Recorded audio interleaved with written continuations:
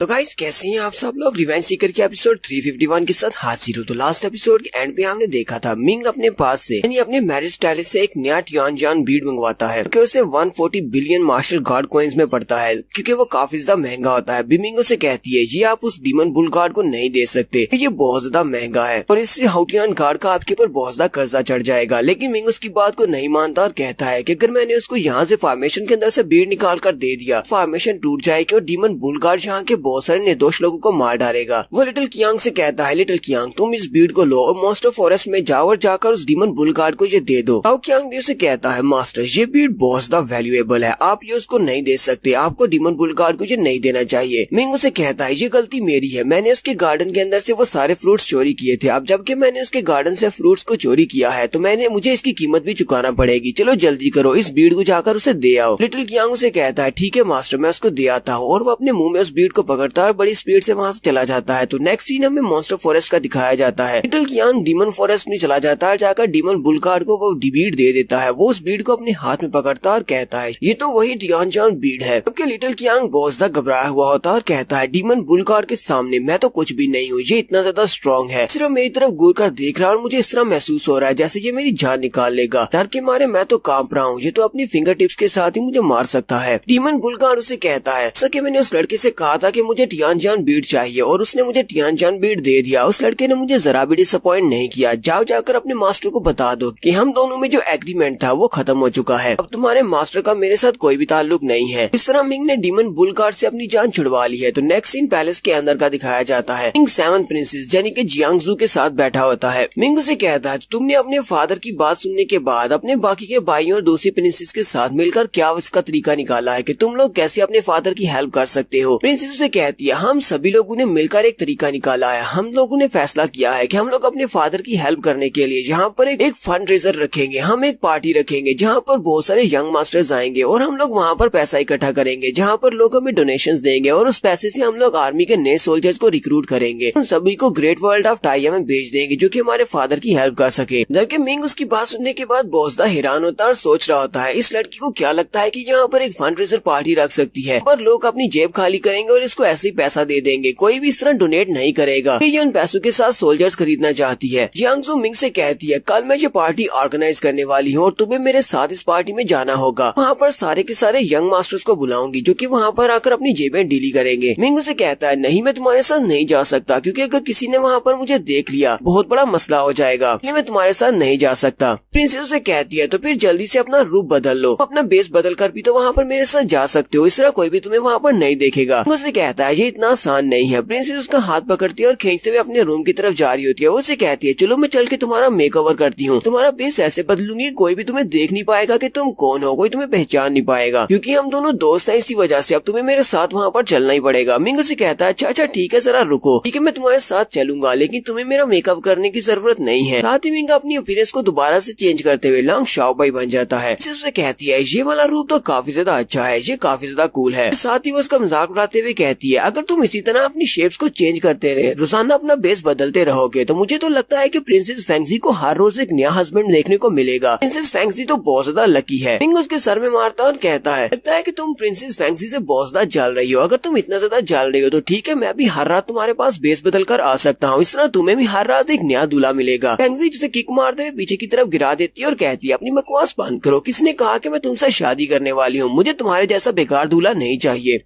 अगले दिन वो दोनों अपनी घोड़ा गाड़ी में बैठते हैं, अपनी फंड रेजर पार्टी की तरफ निकल पड़ते हैं। घोड़ा गाड़ी में बैठे हुए प्रिंसेस मिंग से कहती है ये वुडी मुझे कुछ याद आया है, अब जबकि तुम अपना रूप बदलने में बहुत ज्यादा माहिर हो, लास्ट टाइम मेरे ब्रदर टाइशेंग के पास भी एक लड़का आया था और उसके पास भी वही सेम किलिंग स्टैब था जो तुम्हारे पास है, इस वक्त तुम वही थे, उसका नाम जीवूजी था, क्या जीवूजी तुम ही थे? जीवूजी ने मुझसे मेरा ड्रैगन हैमर उधार लिया था, ये मत कहना कि तुम जीवूजी नहीं थे। मिंग से कहता है ये तुम क्या बात कर रही हो, मुझे इस बारे में कुछ भी नहीं पता, मैंने तुम्हारा ड्रैगन हैमर नहीं लिया। जबकि प्रिंसेस चिल्लाकर उसे कहती है मैंने तुमसे कहा ना कि मुझे पता है कि वो तुम ही थे, कि इस पूरी डायनेस्टी में ऐसा कोई भी नहीं है जो कि उस किलिंग स्टेप को यूज कर सके, वो वाला स्पेशल फ्लैश स्टेप तुम्हारा ही है, वो तुम ही यूज करते हो और मैंने तुम्हें वहाँ पर यूज करते हुए देखा था, जीवूजी ने उस स्पेशल फ्लैश स्टेप को यूज किया था। मिंग उसे कहता अच्छा मुझे समझ आई, अच्छा तुम मेरे कजन की बात कर रही हो, जीवूजी मेरा कजन है, मैंने उसको ये वाला स्पेशल मूव सिखाया था, हो सकता है कि वो तुम्हारी डायनेस्टी में आया हो और तुम्हारे भाई के साथ मिलकर उसने काम किया हो। प्रिंसेस उसे कहती है बस भी करो, तुम मुझसे ये बात और ज्यादा नहीं छुपा सकते, सकते। मुझे पता है कि जीवू जी तुम ही थे जीवूडी, और तुम ही जीवू जी हो, और तुम तो वाकई में बहुत ज्यादा बुरे हो। तुमने फेंगजी के साथ शादी कर ली, इसके अलावा तुमने मेरे भाई की होने वाली वाइफ को भी उससे चोरी कर लिया। तुम तो बहुत ही बुरे हो। मिंग उसे कहता है ये तुम किस तरह की बात कर रही हो, लेंसू के बारे में इस तरह बात मत करो। लेंसू तुम्हारे भाई से प्यार नहीं करती और ना ही उसने तुम्हारे भाई से शादी करनी थी, वो मुझसे प्यार करती है। इसी वजह से मैंने लेंसू की वजह से तुम्हारे भाई टाइशैंग के साथ फाइट की थी। प्रिंसेस उसे कहती है तुम्हें घबराने की जरूरत नहीं है, मैं अपने भाई को इस बारे में नहीं बताऊंगी कि तुमने ही उसकी लेंसू को उससे चोरी किया है, लेकिन तुमने मुझसे मेरा ड्रैगन हैमर लिया था, तो उस ड्रैगन हैमर के बदले में तुम्हें मुझे कंपनसेट करना होगा। मिंग अपने पास से वो तीनों चीजें निकालता है जो कि वो प्रिंसेस के लिए इस दुनिया से लेकर आया है। वो उसे कहता है हाँ मैं तुम्हारे लिए कुछ ऐसी चीज लेकर आया हूँ जो कि तुम्हारे लिए काफी ज्यादा यूजफुल है। आते मिंग हमें बताता है मैंने क्रिस्टल गॉडेस से कहा था कि मुझे ये तीनों चीजें चाहिए, इसने रात के वक्त वो तीनों चीजें मेरे पास भिजवा दी थी। तो जियांगसू उन तीनों चीजों को देखकर बहुत ज्यादा खुश हो जाती है और कहती है ये तो आइस ग्रास है, जेड बोर्न फ्लावर है और फाउंटेन ऑफ यूथ है। इन तीनों चीजों की मदद से मैं हमेशा जवान रह सकती हूँ। जब तुम अपनी जीवूडी की फॉर्म में होते हो तब तुम बहुत बड़े कमीने होते हो, तब तो तुम दूसरों का फायदा उठाते हो, लेकिन अब जबकि तुम लॉन्ग शाओबाई की फॉर्म में हो काफी ज्यादा अच्छे बन गए हो। तुम तो यहाँ पर मुझे इतना महंगा गिफ्ट दे रहे हो। उसे कहता हाँ जब मैं इस फॉर्म में होता मैं भी खुद को नहीं पहचानता कि मैं कितना ज्यादा अच्छा हूँ। मिंग मास्टर से कहती है मास्टर ये तीनों चीजें बहुत ज्यादा महंगी हैं, आप इसको इस तरह ये तीनों चीजें नहीं दे सकते। इसने आपको जो ड्रैगन हैमर दिया था वो इतना ज्यादा महंगा नहीं है, उसकी कीमत इतनी नहीं है। ठीक है अगर आप इसको ये तीनों चीजें देने चाहती हैं तो आप उससे बदले में बुक वर्ल्ड में जाने की इजाजत मांग लें। बुक वर्ल्ड में जाने से आपको बहुत ज्यादा फायदा हो सकता है। मिंग उसे कहता है ये बुक वर्ल्ड क्या है, तो मिंग मास्टर को बुक वर्ल्ड के बारे में बताती है। वो उसे कहती है ये एक स्टोरेज स्पेस है, डायमेंशनल स्पेस, जहाँ पर बहुत सारी बुक्स को रखा गया है। 5 एलिमेंटल डायनेस्टी के तबाह होने से पहले जहाँ पर जितनी भी डायनेस्टी की बुक्स पड़ी हुई थी वो सारी की सारी बुक्स साकू एम्परर ने अपनी डायमेंशनल स्पेस के अंदर रख दी थी। वहाँ पर तकरीबन टियानजान लैंड की सारी बुक्स पड़ी हुई है और उनके अंदर बहुत सारे स्किल्स भी लिखे हुए हैं। वहाँ से आपको काफी कुछ अच्छी चीजें मिल सकती हैं, लेकिन वहाँ पर ज्यादा लोगों को जाने की इजाजत नहीं होती, सिर्फ एम्परर के रिलेटिव्स को ही वहाँ पर जाने की इजाजत होती है। जबकि जियांगजू 7th प्रिंसेस है तो इसके पास वहाँ का एंट्री पास जरूर होगा, आप इसकी मदद से वहाँ पर जा सकते हैं। तो जियांगजू मिंग से कहती है ये वूडी तुमने बहुत ही अच्छा काम किया, और साथ ही वो अपने हाथ को आगे बढ़ाती है ताकि वो मिंग के हाथ से वो तीनों चीजें ले सके, लेकिन मिंग अपने हाथ को पीछे की तरफ खींच लेता और कहता है ये सब कुछ लेना इतना भी आसान नहीं है, तुम्हारे लिए ये बहुत ही वैल्यूएबल चीजें लेकर आया हूँ, मैंने तुम्हें यहाँ पर कंपनसेट करना है, लेकिन उसके बदले में ये नहीं कि मैं ये सारी चीजें तुम्हें इतनी आसानी से दे दूं। मुझे जो ड्रैगन हैमर दिया था वो इतना ज्यादा महंगा नहीं था, लेकिन ये चीजें बहुत ज्यादा महंगी हैं। उसे कहती है अच्छा ठीक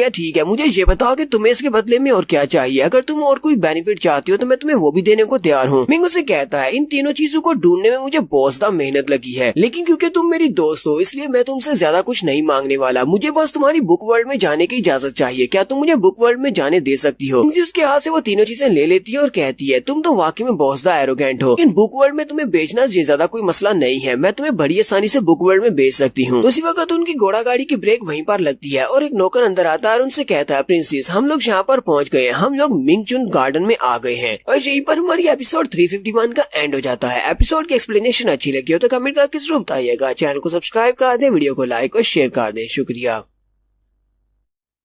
तो गाइस कैसे हैं आप सब लोग। रिवेंज सीकर की एपिसोड 352 के साथ हाजिर हो। तो लास्ट एपिसोड के एंड में हमने देखा था प्रिंसेस जियांगजू यानी कि प्रिंसेस सुजाकू मिंग को अपने साथ लेकर मिंगचुन गार्डन की तरफ जा रही होती है, जहाँ पर वो लोग ऑक्शन करने वाले हैं। तो ये ऑक्शन एक फंड रेजर पार्टी करने वाले हैं, जहाँ पर वो सभी लोग जहाँ पर यंग मास्टर्स को बुलाया हुआ है वो सभी यहाँ पर उसको पैसे देंगे ताकि प्रिंसेस डोनेट किए हुए सारे पैसे को इकट्ठा करके कुछ नए सोल्जर्स को खरीद कर आर्मी में बेच सके और अपने फादर की हेल्प कर सके। लास्ट सीन के ऊपर वो फाइनली मिंगचुन गार्डन में पहुंच जाती है। मिंगचुन गार्डन काफी ज्यादा खूबसूरत होता है। प्रिंसेस मिंग के साथ वहीं पर नीचे उतर आती है कि वहाँ पर और भी बहुत सारे प्रिंस और यंग मास्टर्स होते हैं, नोबल फैमिलीज के लोग होते हैं। वो सभी लोग प्रिंसेस को वहाँ पर देखकर बहुत ज्यादा खुश होते हैं और उसके सामने झुकते हुए कहते हैं योर हाइनेस प्रिंसेस, आपको वेलकम करते हैं। प्रिंसेस उन सभी से कहती है तुम सभी को यहाँ पर इतना ज्यादा पोलाइट होने की जरूरत नहीं है, मैंने तुम सभी को यहाँ पर रिलैक्सेशन के लिए बुलाया है। अगर तुम सभी लोग यहाँ पर बार बार मेरे सामने झुकते रहोगे तो फिर मुझे भी इतना ज्यादा कंफर्टेबल महसूस नहीं होगा, इसी वजह से सभी लोग यहाँ पर दोस्तों की तरह पेश आओ। फिर साथ ही प्रिंसेस मिंग से कहती है अब जबकि यहाँ पर बहुत सारे नोबल सन्स हैं, कुछ प्रिंसेस हैं और यंग जनरेशन के फेमस फैमिलीज के लोग हैं, मैंने यहाँ पर सभी लोगों को बुलाया है जो कि पावरफुल है और ये सभी लोग यंग है, तुम्हारी एज के हैं। अगर तुम चाहो तो इनसे बात कर सकती हो, शायद तुम्हें भी इनके साथ बात करने में अच्छा लगे, हो सकता है कि फ्यूचर में इनमें से कोई तुम्हारे काम आ जाए। मिंग से कहता है प्रिंसेस तुम्हारा बहुत बहुत शुक्रिया मुझे इतना अच्छा मौका देने के लिए। जबकि वो सभी लोग जो कि वहाँ पर खड़े होते हैं वो मिंग को प्रिंसेस के साथ देखकर काफी ज्यादा हैरान होते हैं और सोच रहे होते हैं आखिर यंग लड़का कौन है है कि ये लैंड ऑफ गॉड से आया है, फिर ये 4 होली लैंड से आया है, फिर ये किसी बड़ी डायनेस्टी का प्रिंस है जो कि हमारी प्रिंसेस के इतना ज्यादा करीब है, लेकिन उनमें से कोई भी उसको पहचानता नहीं कि किसी ने पहले लॉन्ग को नहीं देखा हुआ। तो यहीं पर एक बदी दिखने वाली औरत की तरफ भी दिखाया जाता है जो कि हमारे मिंग की तरफ ही देख रही होती है। मिसेस मिंग से कहती है तुम्हें यहाँ पर अकेले ही रुकना होगा, अब मैं जा रही हूँ, मुझे अपना बहुत सारा काम करना है, मैं डोनेशंस लेने के लिए जा रही हूँ, तुम यहाँ पर अपने आप को संभालो, अपना ख्याल खुद रख सकती हूँ। और प्रिंसेस वहाँ से चली जाती है जबकि हमारा मिंग वहीं पर घूम फिर रहा होता है कि यहाँ पर शायद उसे कोई बात करने को मिल जाए। मिंग कहता है यहाँ पर ना सिर्फ बड़ी फैमिलीज के यंग मास्टर आए हुए हैं बल्कि यहाँ पर बहुत सारी प्रिंसेस भी हैं और बहुत सारी खूबसूरत लड़कियां भी हैं। तो मिंग को वहाँ पर एक लड़की दिखाई देती है जिसको वो पहले से जानता है। मिंग कहता है कि ये मेरी रियल अपीयरेंस को पहचानती है लेकिन इस बॉडी में ये मुझको नहीं पहचानती। मिंग अभी वहीं पर खड़ा होता है कि उसी वक्त तो बद्दी दिखने वाली औरत उसके पास आती है और मिंग से कहती है तुम्हें यहाँ पर मिंगचुन गार्डन की खूबसूरती कैसी लगी, क्या तुम्हें ये सब कुछ पसंद आया। प्रिंसिपल स्वर्ड जैसी उस औरत की तरफ देखती है वो मिंग से कहती है मास्टर ये तो बहुत ही बुरी दिखती है, आपको किसी ऐसी औरत के साथ बात नहीं करनी चाहिए, ये तो बहुत ही बुरी दिखती है। मिंग इनविंसिबल स्वर्ड से कहती है इनविंसिबल स्वर्ड तुम तो कुछ ज्यादा ही बात कर रही हो, हमारे यंग मास्टर एक ऐसी राम तक पहुंच चुके हैं जहाँ पर उन्हें औरतों से फर्क नहीं पड़ता, चाहे कितनी खूबसूरत औरत उनके सामने क्यों ना हो, औरत से जरा भी अट्रैक्ट नहीं होते क्योंकि उनकी जिंदगी में सिर्फ एक ही औरत है जिसका नाम लैंसू है। उनकी नजर में एक खूबसूरत औरत और एक अगली औरत दोनों एक समान है। मिंग उस औरत से कहता है मेरा सरनेम लॉन्ग है, क्या मैं तुम्हारे नाम के बारे में जान सकता हूँ कि तुम्हारा सरनेम क्या है। साथ ही मिंग सोच रहा होता है पता नहीं किसी वजह से मुझे लगता है कि इस औरत के करीब आने से मुझे काफी ज्यादा अच्छा महसूस हो रहा है, इसी वजह से मुझे लगता है कि मुझे इस औरत से बात करनी चाहिए। तो वो औरत मिंग से कहती है मेरा सरनेम सू है, तुम्हें जानने में काफी ज्यादा उत्साहित हो रही हूँ, मैं देखना चाहती हूँ कि आखिर वो बंदा कौन है जो कि हमारी प्रिंसेस को यहाँ पर लेकर आया है, तुम कौन सी बड़ी फैमिली से और कितने ज्यादा स्पेशल हो। तुम्हें बुरा न लगे तो क्या तुम मेरे साथ इस लेक में कश्ती के ऊपर बैठना चाहोगे, हम दोनों वहाँ पर बैठकर प्राइवेट में बात करेंगे।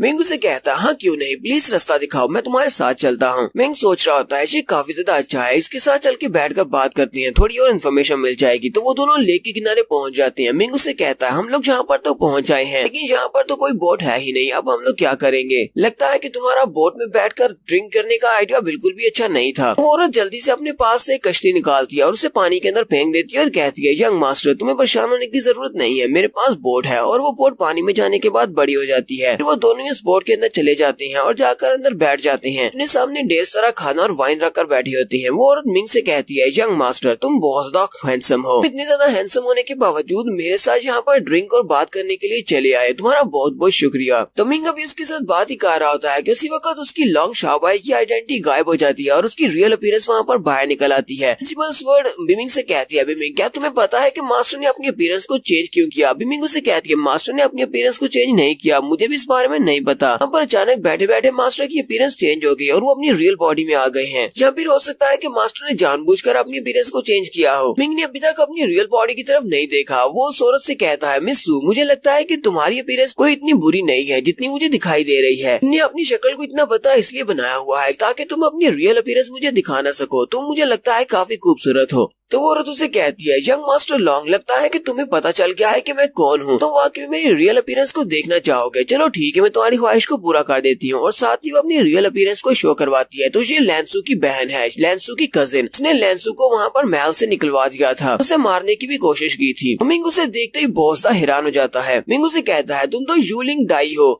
लिंग डाई उसे कहती है हाँ मैं लिंग डाई हूँ, मुझे बताओ कि तुम्हें मेरी अपीयरेंस कैसी लगी। मिंग जैसी अपनी बॉडी की तरफ देखता है तो वो और भी ज्यादा हैरान हो जाता है। मिंग कहता है यहाँ पर चल क्या रहा है, मेरी अपनी अपीयरेंस कैसे चेंज हो गई, मैं दोबारा से मिंग की बॉडी में कैसे आ गया। मिंग उसे कहता है लिंग डाई जब मैं तुम्हारे करीब आया तो मुझे कुछ बहुत ही अच्छा सा महसूस हुआ, मुझे ऐसा लगा जैसे कि मैं तुम्हें पहले से जानता हूँ, इसलिए क्योंकि तुम्हारे पास हीवनली डिवाइन बॉडी है जिससे तुम किसी को भी अट्रैक्ट कर सकती हो। तो मुझे पता भी नहीं चला कब मैंने अपनी रियल अपीयरेंस को चेंज कर दिया। तुम्हारी बॉडी तो काफी ज्यादा अट्रैक्टिव है, मेरे जैसे मर्द तो तुम्हारे सामने बिल्कुल भी रेजिस्ट नहीं कर सकते। तो लिंग डाई मिंग से कहती है जी मिंग मुझे लैंसू के बारे में बताओ, क्या वो ठीक है। मिंग उसे कहता है नहीं वो बिल्कुल भी ठीक नहीं है, तुम्हारे उस प्रिंस टाई शैंग ने उसे फ्लेम ऑफ प्रोग्रेटरी के अंदर कैद कर दिया है, यहाँ पर सिर्फ एक तुम ही हो जो बिल्कुल ठीक हो, मेरी लैंसू बिल्कुल भी ठीक नहीं है। लिंग डाई से कहती है मेरी कजिन सिस्टर तो बहुत ज्यादा बुरी निकली, हालांकि उसको एक प्रिंस के साथ शादी करने का मौका मिल रहा था, लॉर्ड प्रिंस उसके लिए सब कुछ करने को भी तैयार था, वो तो उसे लेने के लिए भी गया था लेकिन उसने शादी करने से मना कर दिया। उसके साथ वैसा ही होना चाहिए था।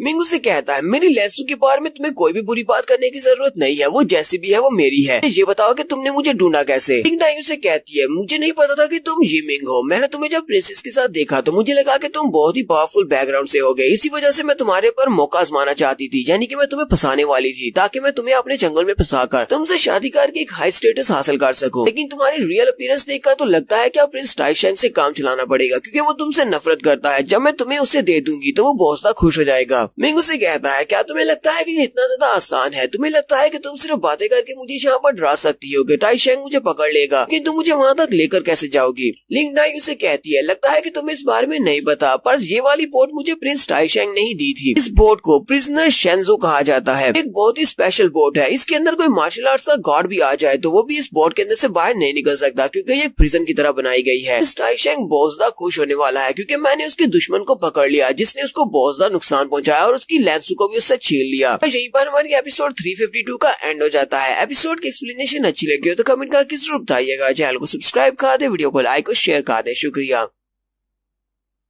तो गाइस कैसे हैं आप सब लोग? रिवेंज सीकर की एपिसोड 353 के साथ हाजिर हूँ। तो रिवेंज सीकर की लास्ट एपिसोड के एंड पे हमने देखा था लेंसो की कजन जिसका नाम लिंग डाई है, वो मिंग को एक बड़ी सी कश्ती के अंदर ट्रैप कर देती है। वो उसे कहती है एक बहुत ही स्पेशल शिप है, इसके अंदर तो अगर एक मार्शल आर्ट्स का गार्ड भी ट्रैप हो जाए तो वो भी अपने आप को नहीं निकाल सकता। और वो मिंग से कहती है अब मैं तुम्हें जियांग टाइशेंग के हवाले कर दूंगी और उसके बाद वो मुझसे शादी कर लेगा और मैं एक प्रिंसेस बन जाऊंगी। मिंग उसे कहता है तुम्हारे जैसी एक औरत इतनी ज्यादा लालची कैसे हो सकती है? तुमने एक प्रिंसेस बनने के लिए अपनी ही बहन को धोखा दे दिया, अपनी बहन की जान लेने पर तुली हुई हो, यहाँ तक कि तुम इतनी ज्यादा ट्रिक्स को यूज कर रही हो ताकि जियांग टाइशेंग तुमसे शादी कर ले। लिंग डाई उसे कहती है तो इस बात से क्या फर्क पड़ता है? वैसे मैं अपनी बेकार बहन से ज्यादा खूबसूरत हूँ, उससे ज्यादा टैलेंटेड हूँ। क्योंकि मुझे एक प्रिंसेस बनना है तो मुझे अपनी बहन को यहाँ से गायब करना था, इसी वजह से मैंने अपनी बहन को मारने की कोशिश की। मिंग उसे कहता है अब जबकि लेंसू यहाँ पर नहीं है फिर भी मैं तुम्हें बता दूं कि तुम कभी भी एक प्रिंसेस नहीं बन सकती, तुम कभी प्रिंसेस बनने के लिए लायक नहीं थी। तो अगर मैं यहाँ पर सच्ची बात करूँ तो तुम्हारे पास और कोई भी टैलेंट नहीं है। तुम्हारे पास डिवाइन बॉडी है जिससे तुम लड़कों को सेड्यूस कर सकती हो, इस सेड्यूसिंग की पावर के अलावा तुम्हारे पास और कोई भी पावर नहीं है। तुम इस बात को मानो या ना मानो, लेकिन मैं तुम्हें ये बात साफ साफ बता देता हूँ, अगर प्रिंस टाइशेंग से तुम्हारी शादी हो भी जाती है तो तुम अकेले प्रिंस टाइशेंग से सेटिस्फाई नहीं होने वाली। बाद में बहुत सारे लड़कों को तुम सेड्यूस करोगी और वो सारे तुम्हारा रेप करेंगे और उसके बाद जब जियांग टाइशेंग को इस बारे में पता चलेगा तो वो इस सब को बर्दाश्त नहीं कर पाएगा और वो खुद ही तुम्हें मार डालेगा, क्योंकि वो एक प्रिंस है। वो नहीं चाहेगा कि उसकी बीवी दूसरे लड़कों के साथ भी सोती हो। लिंग डाई से कहती है तुम्हें इस बारे में कुछ भी नहीं पता, मेरे पास डिवाइन बॉडी है जिससे मैं लड़कों को सेड्यूस कर सकती हूँ और फ्यूचर में मैं इस पूरे के पूरे कंट्री के लड़कों को सेड्यूस करूंगी। सारे के सारे स्ट्रॉन्ग लड़के मेरे पाँव के नीचे होंगे। जियांग टाइशेंग तो सिर्फ शुरुआत है, एक बार मैं प्रिंसेस बन जाऊँ उसके बाद कंट्री में जितने भी जहाँ पर पावरफुल लड़के हैं वो सभी के सभी मेरी स्कर्ट के नीचे होंगे। उन सभी को मेरे सामने अपने घुटने टेकना पड़ेंगे। उसके बाद मैं एक बहुत ही पावरफुल ग्रुप बनाऊंगी।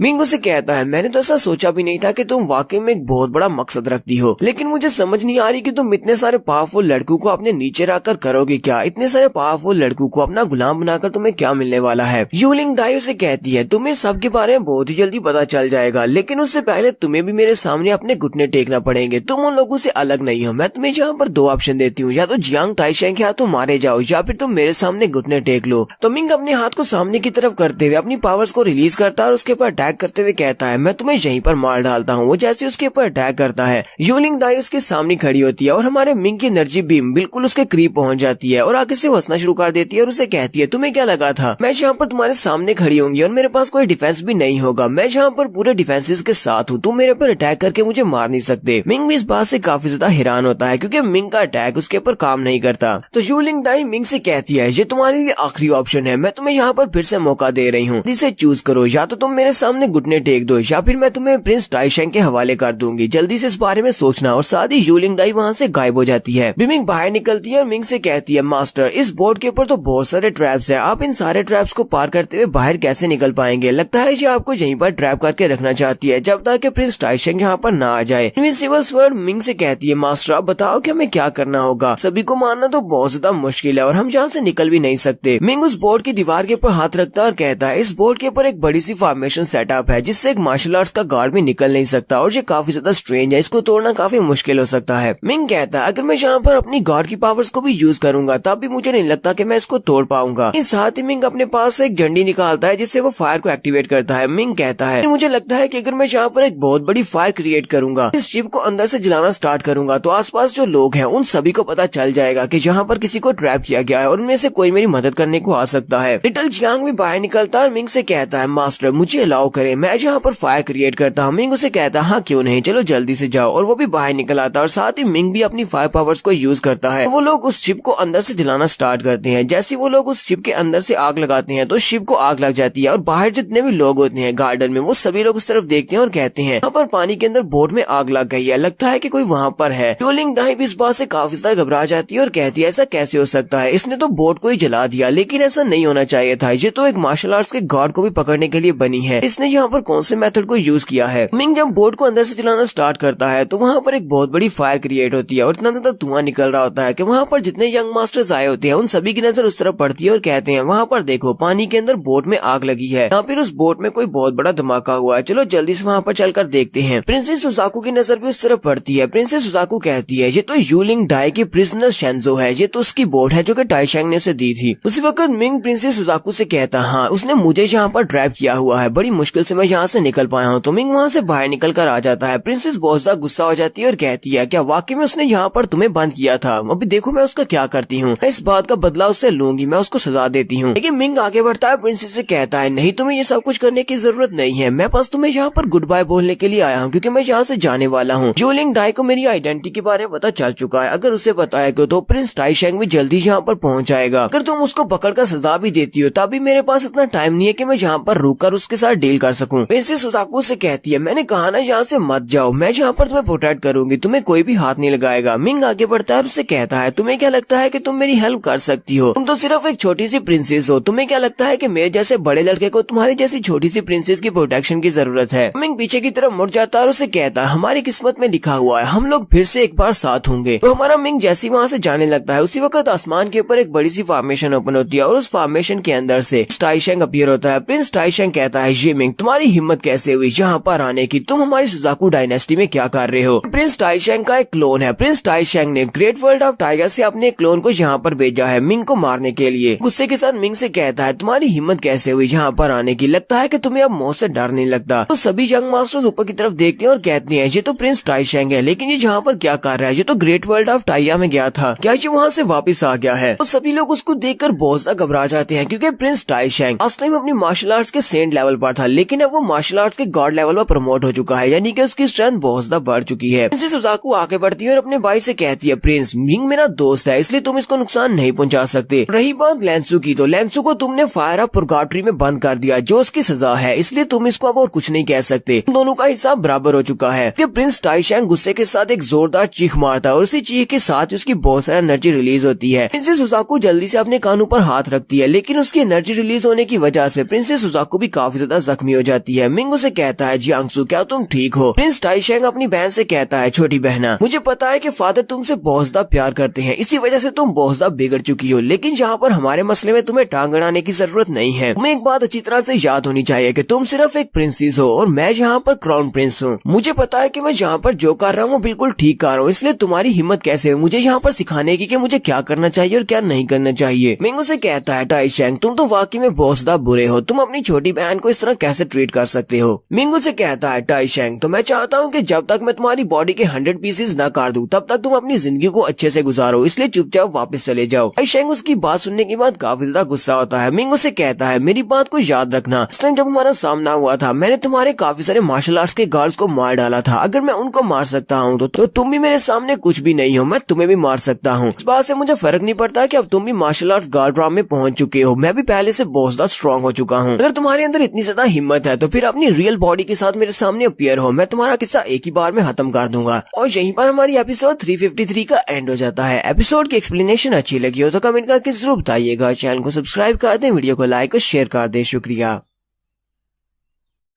तो गाइस कैसे हैं आप सब लोग। रिवेंज सीकर के एपिसोड 354 के साथ हाजिर हूं। तो काफी दिनों के बाद ये एपिसोड रिलीज हो रही है। लास्ट एपिसोड के एंड में हमने देखा था प्रिंस टाइशेंग वहां पर आता है उस पार्टी में जहां पर प्रिंसेस के लिए डोनेशंस इकट्ठी करने वाली है। प्रिंस टाइशेंग का वो क्लोन होता है। वो वहां पर आने के बाद मिंग से बात कर रहा होता है और काफी ज्यादा गुस्से में होता है, जबकि मिंग उसे लास्ट पे धमकी देता है और कहता है लास्ट टाइम मैंने तुम्हारे बहुत सारे मार्शल आर्ट्स के गार्ड्स को मार डाला था और तुम्हें लगता है कि इस बार मैं तुम्हें नहीं मार सकता, मैं तुम्हें भी मार सकता हूँ। अगर तुम्हारे अंदर जरा सी भी हिम्मत है तो यहाँ पर अपने क्लोन की बजाय खुद आकर दिखाओ, उसके बाद देखो मैं तुम्हारा क्या करता हूँ। वहाँ पर पार्टी में जितने भी यंग मास्टर्स आए होते हैं वो सभी लोग के पास उनके बहुत ज्यादा हैरान हो जाते हैं, क्या है ये यंग मास्टर है कौन। इसने जियांग टाइशेंग को भी धमकी दे दी है कि ये उसका सर काट सकता है, जबकि हमारा जियांग टाइशेंग तो मार्शल आर्ट्स का गार्ड बन चुका है। वाकई में ये लड़का इतना ज्यादा स्ट्रॉन्ग है कि ये किसी मार्शल आर्ट्स के गार्ड को भी मार सकता है। हालांकि इस लड़के की कल्टीवेशन तो बहुत ज्यादा लो है, ये तो सिर्फ एक मार्शल आर्ट्स का गुरु है। लेकिन वो सारे प्रिंस टाइशेंग की तरफ देखते हैं और कहते हैं जरा प्रिंस टाइशेंग के चेहरे के एक्सप्रेशन की तरफ तो देखो, जैसे कि ये लड़का बिल्कुल सच कह रहा हो कि ये किसी मार्शल आर्ट्स के गार्ड को मार सकता है। इस टाइशेंग के चेहरे से साफ पता चल रहा है कि वो भी इस लड़के से बात करने में थोड़ा सा डर रहा है। यहाँ पर चल क्या रहा है, ये लड़का है कौन और यहाँ पर प्रिंस टाइशेंग को चैलेंज क्यों कर रहा है। प्रिंस टाइशेंग हमारे मिंग से कहता है लड़के तुम्हारी जुबान बहुत ज्यादा तेज चलती है, तुमने यहाँ पर मुझे मारने की धमकी दे दी कि मैं यहाँ पर रियल में आऊँ और तुम मुझे मार डालोगे, लेकिन मुझे लगता है कि मुझे यहाँ पर आने की जरूरत नहीं है क्योंकि बहुत ही जल्दी हमारा टाकरा होने वाला है। कुछ दिनों में तुम्हें काफी अच्छे से इन्वेस्टिगेट किया है, मुझे पता चला है कि लास्ट टाइम तुम यहाँ पर जीवूजी बनकर आए थे और तुमने हमारी आर्मी को भी ज्वाइन किया था। मिंग उससे कहता है तो इस बात से क्या फर्क पड़ता है कि अगर मैं यहाँ पर जीवूजी बनकर आया था। वक्त प्रिंस टाइशेंग अपने पास से एक सोल निकालता है जिससे एक फेस बनता है। इस सोल जिस बंदे की होती है उसका नाम हुबू होता है। प्रिजन एरिना में जहाँ पर जीवूजी और बाकी के सारे ग्लैडिएटर्स फाइट किया करते थे प्रिंस टाइशेंग के एंटरटेनमेंट के लिए, वहाँ पर उन सभी का जो लीडर था उसका नाम हुबू था। मिंग हुबू को वहाँ पर देखकर बहुत ज्यादा हैरान हो जाता है। प्रिंस टाइशेंग उसे कहता है तुम इस बंदे को तो पहचानते होगे। मिंग उसे कहता है ये तो हुबू है, क्या तुमने इसको मार डाला। इस टाइशेंग उसे कहता है चाहे एक इंसान कितना ही ज्यादा केयरफुल क्यों ना हो, उसकी आइडेंटिटी कभी न कभी तो उसके सामने आती है। इसके जितने भी सीक्रेट्स हैं वो सामने जरूर आते हैं। मैंने यूबिया उसे पूछा भी था कि तुम्हारे बारे में वो क्या जानता है, लेकिन उसने मुझे तुम्हारे बारे में ज्यादा कुछ नहीं बताया। वो तुमसे बहुत ज्यादा लॉयल था, लेकिन उसके बाद जब मैंने उसके ऊपर अटैक करके उसकी सोल को निकाल लिया, स्पेशल मेथड को यूज करते हुए उसकी मेमोरीज को रीड किया, तो मुझे पता चला कि जीवूजी तुम ही हो। सिर्फ इतना ही नहीं, मुझे उसकी मेमोरीज में से एक और बात पता चली। तुमने हुबियाओ से कहा था कि अपने लोगों को अपने साथ लो, किंगलोंग डायनेस्टी में चले जाओ जहाँ पर एक बंदा जिसका नाम जी जानबिंग है उसके पास जाना और जाकर उससे बात करना, वो तुम्हें अपने लिए रहने के लिए जगह देगा। ये सारी बातें सुनने के बाद बहुत ज्यादा घबरा जाता है। मिंग कहता है हालांकि हुबियाओ को मैंने अपने बारे में नहीं बताया था कि मैं ये मिंग हूँ, लेकिन मैंने उसे कहा था कि वो जी जानबिंग के साथ जाकर मिले। जी जानबिंग तो आपको याद होगा ये उस आइस बीस्ट का नाम है। को मिंग ने किंगलोंग डायनेस्टी में एक दुकान खरीद कर वहाँ पर बिठा दिया था ताकि वो उसके पेरेंट्स की रक्षा करे। नेक्स्ट सीन में प्रिंस टाइशेंग अपने पास से जी जानबिंग को बाहर निकालता है। उसने जी जानबिंग की सोल का टुकड़ा भी अपने पास रखा हुआ है। इन जी जानबिंग जो कि पहले ह्यूमन फॉर्म ले सकता था, अब वो दोबारा से एक आइसी बीस्ट बन चुका है। मिंग उसे देखते ही बहुत ज्यादा गुस्सा हो जाता है और साथ ही वो रोना भी शुरू कर देता है क्योंकि वो उसे ब्रदर मानता है। वो कहता है ब्रदर जानबिंग के साथ तुमने क्या किया है। ब्रदर जानबिंग की बॉडी को मिंग की तरफ फेंक देता है और उसे कहता है कि ये काफी ज्यादा स्ट्रॉन्ग था, एक आइसी बीस्ट को इंसानी फॉर्म लेने के लिए बहुत ज्यादा स्ट्रॉन्ग होना चाहिए, इसी वजह से इसने बहुत ज्यादा मेहनत करके इंसानी फॉर्म ली थी। इसके साथ डील करना काफी ज्यादा मुश्किल था, लेकिन फिर भी मार्शल आर्ट्स का गार्ड होने के नाते मैंने इसको बड़ी आसानी से टैकल कर लिया। मैं तो सिर्फ इसकी मेमोरीज को रीड करना चाहता था ताकि तुम्हारे बारे में मुझे कुछ पता चल सके, लेकिन इसने बहुत ज्यादा रेजिस्ट किया जिसकी वजह से इसकी सोल के टुकड़े हो गए और अब ये सिर्फ एक बेवकूफ आइसी बीस्ट बन गया है। अपनी आधी सोल के साथ अब ये दोबारा कभी भी कल्टीवेट नहीं कर पाएगा। वो उसे मिंग की तरफ फेंक देता है तो मिंग उसको कैच कर लेता है और अपने गले से लगा लेता है। ब्रदर जानबिंग अब सिर्फ एक बिल्ले की तरह म्याऊ म्याऊ ही कर सकता है क्योंकि उसकी सोल टूट चुकी है। मिंग इस बात से बहुत ज्यादा गुस्सा होता है क्योंकि ब्रदर जानबिंग को वो बहुत ज्यादा मानता था। मिंग जल्दी से अपनी डायमेंशनल स्पेस को ओपन करता है, ब्रदर जानबिंग को उसके अंदर रख देता है और कहता है ब्रदर जानबिंग फिलहाल के लिए तुम मेरी डायमेंशनल स्पेस के अंदर रेस्ट करो, मैं बहुत ही जल्दी तुम्हारी सोल को दोबारा से ठीक करने का कोई ना कोई तरीका ढूंढ लूंगा। फिर साथ ही मिंग गुस्से के साथ जियांग टाइशेंग की तरफ देखता और कहता है तुमने बिल्कुल भी अच्छा नहीं किया, क्योंकि प्रिंस टाइशेंग उसे कहता है हालांकि इसने काफी ज्यादा रेजिस्ट किया और अपनी मेमोरीज मुझे शो नहीं करवाई, लेकिन फिर भी ताकि इसने अपनी सोल को भी शैटर करवा दिया, फिर भी मुझे इसकी मेमोरीज में से कुछ तो पता चला है और वो कुछ बहुत ज्यादा इंपॉर्टेंट है। तुम भी वो जानकर काफी ज्यादा खुश हो गए। वो यहाँ पर कुछ की बात करता है तो मिंग बहुत ज्यादा गुस्सा हो जाता है क्योंकि मिंग को पता होता है कि इसने वहाँ पर अपने पेरेंट्स की रखवाली के लिए ब्रदर जानबिंग को रखा था। इसके पास मेमोरीज हैं तो टाइशेंग को पता चल जाएगा कि इसके पेरेंट्स अभी जिंदा हैं। प्रिंस टाइशेंग मिंग से कहता है तो मुझे पता चला है कि तुमने अपने पेरेंट्स को रीइंकार्नेट करने के लिए लिए एक बहुत ही इवल सा तरीका यूज किया है। साथ ही टाइशेंग हंसना शुरू कर देता है और कहता है तुम्हारे यंग पेरेंट्स तो बहुत ज्यादा खूबसूरत है, वो लिटिल बेबी गर्ल और बेबी बॉय वो बहुत ज्यादा क्यूट है, किसी ने सोचा भी नहीं होगा कि वो तुम्हारे बायोलॉजिकल फादर और मदर हैं।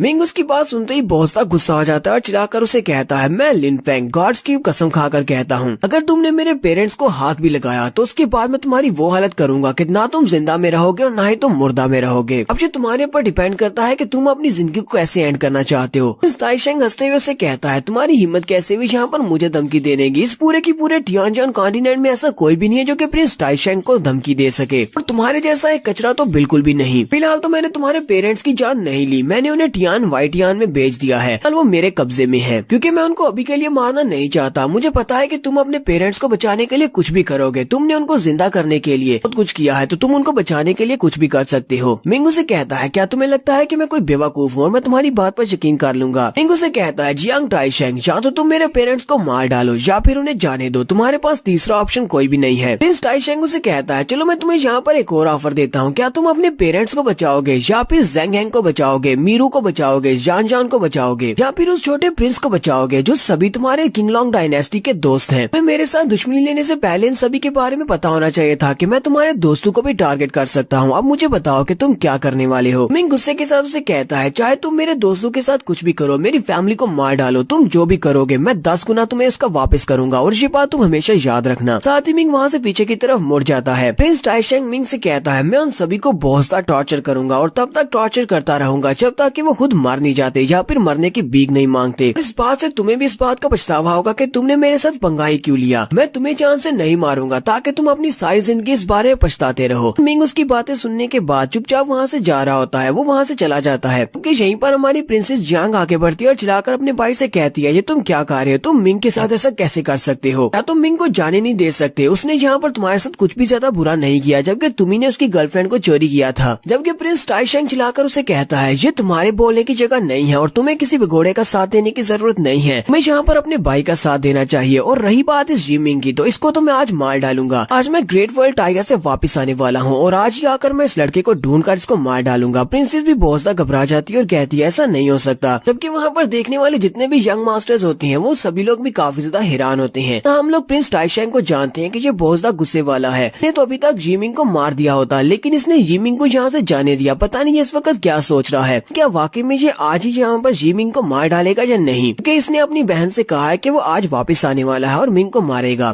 तो यहीं पर हमारी एपिसोड 354 का एंड होता है। एपिसोड की एक्सप्लेनेशन अच्छी लगी हो तो कमेंट करके जरूर बताइएगा। चैनल को सब्सक्राइब कर दे, वीडियो को लाइक और शेयर कर दे। शुक्रिया।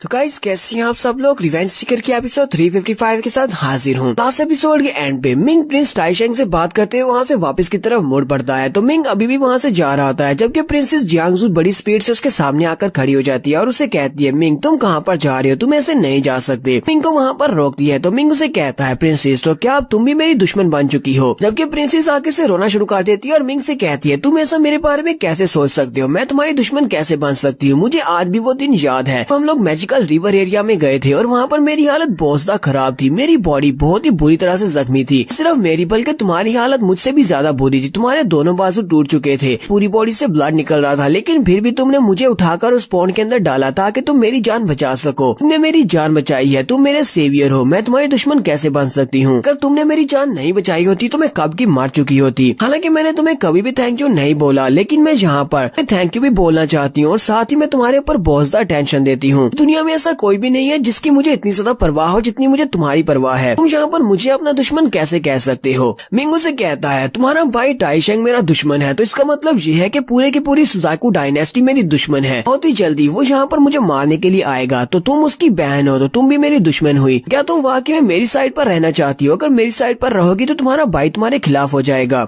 उसकी बात सुनने के बाद थोड़ी देर के लिए खामोश हो जाती है और रोना शुरू कर देती है। फिर साथ ही वो उसे कहती है अगर सुजाकू डायनेस्टी में से 7th प्रिंसेस जियांग जियांगजू को निकाल भी दिया जाए तब भी ये डायनेस्टी ही रहेगी। यहाँ पर किसी को भी मेरे निकलने से कोई फर्क नहीं पड़ता क्योंकि मैं तो सिर्फ एक प्रिंसेस हूँ। लेकिन अगर तुम यहाँ पर नहीं होते तो तुम्हारे ना होने की वजह से मैं काफी अर्सा पहले मर चुकी होती। तुमने मेरी जान बचाई है तो तुम्हारा जिंदा रहना बहुत ज्यादा जरूरी है। उसे कहता है तुम्हारा बहुत बहुत शुक्रिया, लेकिन मैं यहाँ पर तुम्हें एक बुरी सिचुएशन में नहीं डालूंगा कि तुम्हें यहाँ पर अपने भाई, अपने फादर और मेरे दरमियान में चूज करना पड़े। प्रिंसेस मिंग का बाजू पकड़ लेती है और उसे कहती है तुम्हें जल्दी से जल्दी सुजाकू डायनेस्टी को छोड़कर जाना होगा क्योंकि मेरा भाई तुमसे फाइट करने के लिए यहाँ पर आने वाला है, वो तुम्हें मार डालेगा। इस बार वो अपने साथ बहुत सारे मार्शल आर्ट्स के गार्ड्स की आर्मी लेकर आएगा ताकि वो यहाँ पर तुम्हें मार डाले और तुम्हें ना छोड़े। इस बार वो तुम्हें मौका नहीं देगा यहाँ से भागने का। मिंग उसे कहता है अब मैं इस बैटल से पीछे नहीं हट सकता क्योंकि अगर मैं यहाँ से पीछे हटूंगा तो मेरी फैमिली और मेरे फ्रेंड्स को नुकसान पहुँचाया जाएगा। प्रिंस टाइशेंग मेरी फैमिली और मेरे फ्रेंड्स को नुकसान पहुँचा सकता है। मेरे पास अपने कुछ तरीके हैं तुम्हारे भाई से फाइट करने के, इसलिए तुम्हें परेशान होने की जरूरत नहीं है। प्रिंसेस उसे कहती है ऐसा कैसे हो सकता है, तुम मेरे भाई से कैसे फाइट कर सकते हो, उसके पास बहुत सारे मार्शल आर्ट्स के गार्ड्स हैं। प्रिंसेस जल्दी से उड़ना स्टार्ट करती है और उसे कहती है तुम वापस जाकर मेरे मेंशन में मेरा इंतजार करो, मैं किसी से मदद लेने के लिए जा रही हूँ, मैं उससे मदद लेकर वापस आती हूँ। मेरे मेंशन में ही रहना होगा, वहाँ से बाहर मत निकलना। प्रिंस कितना ही उसके ऊपर अटैक क्यों न कर ले, वो तुम्हें वहाँ से बाहर नहीं निकाल पाएगा। तो प्रिंसेस वहाँ से चली जाती है और कहती है मैं तुम्हारे लिए मदद लेने के लिए जा रही हूँ, इसलिए चुपचाप जल्दी से मेरे मेंशन में वापस चली जाओ। प्रिंसेस वहाँ से गायब हो जाती है। जबकि उसके जाने के बाद मिंग कहता है प्रिंसेस प्लीज मुझे माफ करना, जैसा तुमने कहा मैं वैसा नहीं कर सकता, ये फाइट मेरी है और इसे मुझे अकेले ही खत्म करना होगा। प्रिंसेस वहाँ से उड़ते हुए सीधी अपनी फैमिली की एक अंडरग्राउंड चैम्बर में जाती है जहाँ पर उसके ग्रैंडपा सो रहे हैं। अपने ग्रैंडपा के पास जाती है और जाकर उनसे कहती है ग्रैंडपा मैं यहाँ पर आपकी हेल्प लेने के लिए आई हूँ, मुझे आपकी हेल्प चाहिए। ग्रैंडपा उसे कहते हैं कौन है जहाँ पर, किसने मेरी नींद को खराब किया। प्रिंसेस उनसे कहती है ग्रैंडपा मैं प्रिंसेस हूँ, मैं 7th प्रिंसेस हूँ। जियांगजू आपको याद होगा कि सुजाकू एम्परर मुझे बहुत ज्यादा प्यार करते हैं और आप भी मुझे काफी ज्यादा पसंद करते थे, मैं आपको याद हूँ। ग्रैंडपा उसे कहते हैं तो तुम वही छोटी लड़की हो, तुम यहाँ पर क्या करने के लिए आई हो, तुमने मेरी नींद को क्यों खराब किया है, तुम्हें कौन सी हेल्प चाहिए। प्रिंसेस सुजाकू अपने ग्रैंडपा से कहती है ग्रैंडपा मैं चाहती हूँ कि आप यहाँ से बाहर निकलें, किसी की हेल्प करें, मैं किसी की जान बचाना चाहती हूँ। ग्रैंडपा उसे कहते हैं अच्छा तो तुम चाहती हो कि मैं किसी की जान बचाऊं, क्या तुम्हारा बाप किसी खतरे में है, यानी कि एम्परर सुजाकू को मेरी मदद की जरूरत है। प्रिंसेस उनसे कहती है नहीं ग्रैंडपा वो खतरे में नहीं है। ग्रैंडपा उसे कहते हैं तो फिर क्या हुआ, क्या सुजाकू डायनेस्टी खतरे में है, उस बेवकूफ बच्चे ने पूरे के पूरी डायनेस्टी को खतरे में डाल दिया है जो जहाँ पर तुम मुझे जगाने के लिए आई हो। प्रिंसेस उनसे कहती है नहीं ग्रैंडपा, ना तो मेरे फादर को आपकी मदद की जरूरत है और ना ही हमारी सुजाकू डायनेस्टी को आपकी मदद की जरूरत है। ग्रैंडपा बहुत ज्यादा गुस्सा हो जाती है और प्रिंसेस से कहते हैं तुम्हारी हिम्मत कैसे हुई यहाँ पर आने की, तुम्हारा बाप यानी कि मेरा बेटा खतरे में नहीं है, आई पूरी की पूरी सुजाकू डायनेस्टी इस वक्त तबाह होने के दहाने पर है, तो फिर तुम यहाँ पर क्यों आई हो मेरी नींद को खराब करने के लिए। तुम्हें लगता है कि मैं कोई आम मास्टर हूँ जो जैसे ही तुम्हारी उठकर मदद करना स्टार्ट कर दूंगा। हाँ ठीक है तुम मेरी पोती और मैंने तुम्हें 1-2 बार लाड प्यार क्या कर लिया, इसका मतलब ये नहीं है कि तुम ऐसे यहाँ पर आकर मुझसे मदद मांग सकती हो। प्रिंसेस जियांगजू से कहती है ग्रैंडपा प्लीज शांत हो जाएं, वो बंदा मेरे लिए बहुत ज्यादा इम्पोर्टेंट है और उसकी जान बचाना बहुत ज्यादा जरूरी है, वो इस पूरे के पूरे टियानजू कॉन्टिनेंट का सबसे नंबर 1 जीनियस है। अगर वो लड़का आज यहाँ पर मारा जाता है तो उसकी वजह से पूरे के पूरे कॉन्टिनेंट के फ्यूचर को नुकसान पहुँचेगा। ग्रैंडपा और भी ज्यादा गुस्सा हो जाते हैं और अपने हाथ को लंबा करते हुए प्रिंसेस को गले से पकड़ लेते हैं और उसे कहते हैं लड़की टियानजू कॉन्टिनेंट में ऐसा कोई भी जीनियस नहीं है जिसको मैंने ना देखा हो, मैं हजारों सालों से जिंदा हूँ और मैंने बहुत सारे जीनियस लोगों को देखा है, लेकिन उनमें से बहुत सारे जीनियस ऐसे हैं जो कि मर चुके हैं क्योंकि इस दुनिया में जीनियस होना काफी नहीं है, सिर्फ रिसोर्सेज ही पीछे बचते हैं। बहुत सारे जीनियस थे जिनको मैं जानता था लेकिन वो मर चुके हैं, उनकी वजह से कॉन्टिनेंट के फ्यूचर को कोई भी फर्क नहीं पड़ा। ग्रैंडपा प्रिंसेस का गला दबा रहे होते हैं जबकि प्रिंसेस की हालत काफी खराब हो जाती है। वो अपने ग्रैंडपा से कहती है ग्रैंडपा बिल्कुल सच कह रही हो, वो एक बहुत बड़ा जीनियस है और आपकी इस नींद से तो ज्यादा ही बेहतर है कि आप जाकर उस लड़के की जान बचाएं। लेकिन ग्रैंडपा गुस्से के साथ प्रिंसेस जियांगजू को पीछे वाली दीवार के साथ पटका देती है। जैसे वो उस दीवार के साथ जाकर टकराती है तो वहीं पर बेहोश हो जाती है। एक सीन हमें बाहर का दिखाया जाता है, बाहर मिंग खड़ा होता है। मिंग जियान रूजी को वहाँ पर बुलाता है। रूजी बड़ी स्पीड से वहाँ पर आती है और मिंग से कहती है तो मास्टर फाइनली आपने मुझे यहाँ पर बुला ही लिया, क्या आप किसी को मरवाना चाहते हैं, किसको मरवाना चाहते हैं। मिंग उसे कहता हाँ मैंने तुम्हें यहाँ पर किसी से फाइट करने के लिए ही बुलाया है, पता है कि तुम बहुत ज्यादा स्ट्रॉन्ग हो लेकिन मुझे ये नहीं पता कि तुम कितनी ज्यादा स्ट्रॉन्ग हो, पहले मुझे ये बताओ तुम कितनी स्ट्रॉन्ग हो। रूजी उसे कहती है मास्टर मुझे नहीं पता कि मैं कितनी ज्यादा स्ट्रॉन्ग हूँ, लेकिन कुछ अर्सा पहले सीक्रेटली पता चला था कि एक बहुत ही पावरफुल मास्टर है, ऐसा मास्टर जो कि हेवन एंड अर्थ का सबसे पावरफुल मार्शल आर्ट्स का गार्ड है। मैंने जाकर उस मार्शल आर्ट्स के गार्ड को चैलेंज किया, जहाँ पर टियानजन कॉन्टिनेंट में जितने भी मार्शल आर्ट्स के गार्ड है वो उन सभी से ज्यादा पावरफुल था, लेकिन मैंने उसको हरा दिया। मिंग उसकी बात सुनने के बाद सोच रहा होता है क्या वाकई में इसने किसी स्ट्रॉन्गेस्ट मार्शल आर्ट्स के गार्ड को हरा दिया है जो कि बाकी के सारे मार्शल आर्ट्स के गार्ड से ज्यादा पावरफुल है। तो मतलब यह है कि इस वार में मुझे रूजी के बारे में फिक्र करने की जरूरत नहीं है, ये इस फाइट में अपने आप को खुद ही संभाल लेगी। मिंग रूजी से कहता है, रूजी तुम काफी स्ट्रॉन्ग हो लेकिन तुम इनविंसिबल नहीं हो, क्योंकि इस बार हमारा सामना बहुत सारे मार्शल आर्ट्स के गार्ड्स के साथ होगा, वो पूरी आर्मी लेकर आ रहे हैं। रूजी मास्टर से कहती है, मास्टर ये तो आपने बिल्कुल ठीक कहा, अगर बहुत सारे मार्शल आर्ट्स के गार्ड एक साथ ग्रुप बनाकर आएंगे तो फिर मैं आपकी सेफ्टी की गारंटी नहीं ले सकती, क्योंकि मैं फाइट करने के लिए दूसरी तरफ आप बिजी हो जाऊंगी। मास्टर तो आप यहाँ पर इस सबसे कैसे डील करना चाहेंगे, क्या आप एक बड़ी सी किलिंग अरे बनाना चाहते हैं? मिंग उसे कहता, हाँ तुम्हें तो पता है कि मुझे फॉर्मेशंस की मास्टरी अच्छे से आती है, मैं किलिंग अरे बड़ी आसानी से बना सकता हूँ जो कि मार्शल आर्ट्स के गार्ड्स को बड़ी आसानी से मार सकती है, लेकिन मुझे तुम्हारी असिस्टेंस की जरूरत पड़ेगी। मैं चाहता हूँ कि तुम अपने दोस्तों में से 2 और मार्शल आर्ट्स के गार्ड्स को बुला लो, मुझे 3 मार्शल आर्ट्स के गार्ड्स की जरूरत है उस किलिंग अरे फॉर्मेशन को सेटअप करने के लिए। रूसी अपने मास्टर से कहती है, मास्टर तो आपको पूरे 3 मार्शल आर्ट्स के गार्ड्स चाहिए, तो मुझे नहीं लगता कि हमें यहाँ पर किसी और की हेल्प की जरूरत है, और साथ ही वहाँ पर अपने 3 क्लोन्स बना लेती है। मिंग से कहती है, मास्टर मैं यहाँ पर अपने 3 क्लोन्स बना सकती हूँ, वो भी अपनी पावर्स को अनइफेक्ट किए। मिंग भी उसके क्लोन्स देखकर बहुत हैरान हो जाता है। रूसी उसे कहती है, मास्टर ये मेरी स्पेशल एबिलिटी है, जब आप लोग अपना क्लोन बनाते हैं तो आपकी पावर हाफ हो जाती है, लेकिन मैं अपनी पावर को सेम रखते हुए अपने 3 क्लोन्स बना सकती हूँ, इन तीनों के पास एक ही जितनी पावर है। बिमिंग भी ये देखकर बहुत ज्यादा हैरान होती है और कहती है, रूसी का मेथड तो वाकई में बहुत ज्यादा एक्स्ट्राऑर्डिनरी है। प्रिंसिपल स्वर्ड कहती है, एक आम इंसान या मार्शल आर्ट्स का गार्ड जब भी अपना कोई क्लोन क्रिएट करता है तो उसकी पावर कम हो जाती है और उसकी रियल की पावर भी हाफ होती है, लेकिन इसने यहाँ पर अपनी पावर को मेंटेन रखते हुए अपने 3 क्लोन्स बना लिए। इसका मतलब तो यह है कि रूसी वाकई में बहुत ज्यादा स्ट्रॉन्ग है, ये मार्शल आर्ट्स के गार्ड से भी ज्यादा पावरफुल है। तो यहीं पर हमारी एपिसोड 355 का एंड होगा। एपिसोड की एक्सप्लेनेशन अच्छी लगी हो तो कमेंट करके जरूर बताइएगा। चैनल को सब्सक्राइब कर दे, वीडियो को लाइक और शेयर कर दे। शुक्रिया।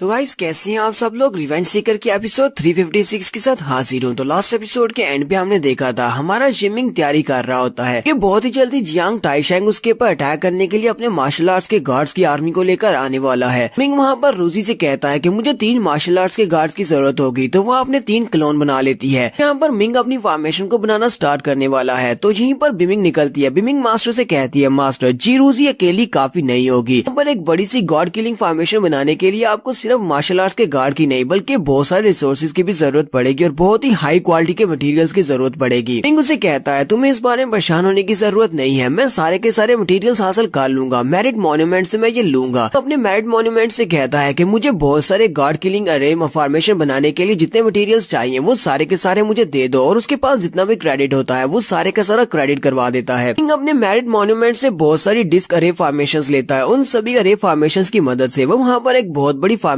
बनाने वाला है, जिससे वो मार्शल आर्ट्स के गार्ड्स को ट्रैप करके मार सकता है। यहाँ पर इस फॉर्मेशन के बनने के दौरान ज्यादा कुछ एक्सप्लेन करने को नहीं है, सिर्फ आप पिक्चर्स देखकर ही काम चला लें, क्योंकि यहाँ पर मिंग एक बड़ी सी फॉर्मेशन बनाने की कोशिश कर रहा है। वो आसमान के ऊपर एक बड़ी सी फॉर्मेशन बनाना स्टार्ट करता है, साथ ही मिंग अपने माथे के ऊपर उस निशान को एक्टिवेट करता है, जिसकी मदद से वो दूसरी दुनिया में जांटियान ग्रेट वर्ल्ड के अंदर क्रिस्टल गॉडेस से बात कर सकता है। वो क्रिस्टल गॉडेस से कहता है, मैंने जांटियान ग्रेट वर्ल्ड के हिडन स्वर्ड विला के अंदर एक हिडन फॉर्मेशन बैकडोर छोड़ा था, ताकि मैं वहाँ पर आकर अपनी उस तलवार को वापस ले सकूं। वहाँ पर मैंने एक तलवार को हासिल किया था बहुत सारे टेस्ट को पास करने के बाद, जो कि बहुत ज्यादा पावरफुल थी, लेकिन उस वक्त मुझे उसकी जरूरत नहीं थी। मैं उस जगह की एंट्री पास तुम्हें दे देता हूँ और तुम वहाँ पर जाओ और जाकर उस तलवार को मेरे लिए ले आओ। क्रिस्टल गॉडेस उसे कहती है, ठीक है मास्टर, मैं अभी वहाँ पर जाती हूँ, मैं आपके लिए उस एक्सोक्रिज्म स्वर्ड को लेकर आती हूँ ताकि अपनी फॉर्मेशन को आप कंप्लीट कर सकें। क्रिस्टल गॉडेस जल्दी से स्वर्ड विला के अंदर चली जाती है और स्वर्ड विला के अंदर जाकर वो वहाँ से उस एक्सोक्रिज्म स्वर्ड को बाहर निकाल लेती है। वो जांटियान ग्रेट वर्ल्ड से मिंग के लिए उस तलवार को मिंग के पास फेंक देती है। वो तलवार मिंग के सामने आकर गिरती है। मिंग कहता है, तो फाइनली ये तलवार अब मेरे पास है, तो वो अपनी तलवार को ग्राउंड के अंदर दंसा देता है। इसी तलवार को यूज करते हुए यहाँ पर इस बड़ी सी फॉर्मेशन को एक्टिवेट करने वाला है। तो मिंग जब वहाँ पर तलवार को जमीन के अंदर गाड़ देता है तो वहाँ पर से जबरदस्त एनर्जी निकलती है। उस एनर्जी के साथ ही आसपास वॉल्स बनना स्टार्ट होती हैं, बिल्कुल एक लेजर बीम की तरह। वहाँ पर आसपास बहुत सारी बीम्स क्रिएट हो जाती हैं और आसमान के ऊपर भी एक फॉर्मेशन क्रिएट होती है। जी रूसी उस बड़ी सी फॉर्मेशन की तरफ देखती है और कहती है, ये फॉर्मेशन तो बहुत ज्यादा बड़ी और पावरफुल है, कोई भी ऑर्डिनरी मार्शल आर्ट्स का गार्ड अगर इस फॉर्मेशन के अंदर ट्रैप हो जाएगा तो वो कभी भी अपने आप को बचा नहीं पाएगा। मास्टर तो वाकई में यहाँ पर मार्शल आर्ट्स के गार्ड्स को मारना चाहते हैं। मिंग कहता है, ये तो सिर्फ एक छोटी सी फॉर्मेशन है, इस फॉर्मेशन की मदद से मैं ज्यादा से ज्यादा 4 मार्शल आर्ट्स के गार्ड्स को मार सकता हूँ, लेकिन मुझे तो यहाँ पर बहुत सारे मार्शल आर्ट्स के गार्ड्स को मारना होगा। मिंग अपने मैड मॉन्यूमेंट से बहुत सारे क्रिस्टल्स को निकालता है। वो सारे के सारे क्रिस्टल्स 5 एलिमेंट स्पिरिट स्टोन्स होते हैं और वो वो सारे 5 एलिमेंट स्पिरिट स्टोन बहुत ज्यादा स्पेशल हैं। इनविंसिबल स्वर्ड और मिंग दोनों ही मिंग को चीयर कर रही होती हैं।